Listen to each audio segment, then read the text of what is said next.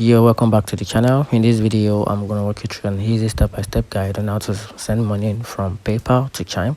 Make sure you watch the video to the very end so you don't make any mistake, and also hit the subscribe button because it helps me out. So to get started with the simple step-by-step guide on how to send money from PayPal to Chime, the first thing to do is to link your Chime account to PayPal.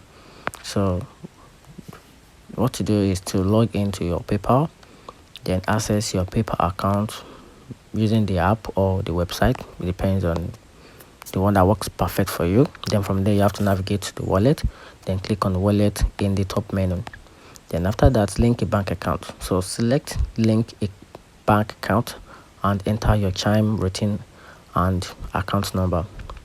Then after that, you have to confirm the bank account. So PayPal will or may initiate a two small deposit to your Chime account just to verify the amount in the PayPal so that they can confirm the link bank account. Then after that, you have to transfer the funds. So once the bank account is linked, go to wallet, then click transfer money, then choose transfer to your bank, then select your Chime account and enter the amount and confirm the transfer.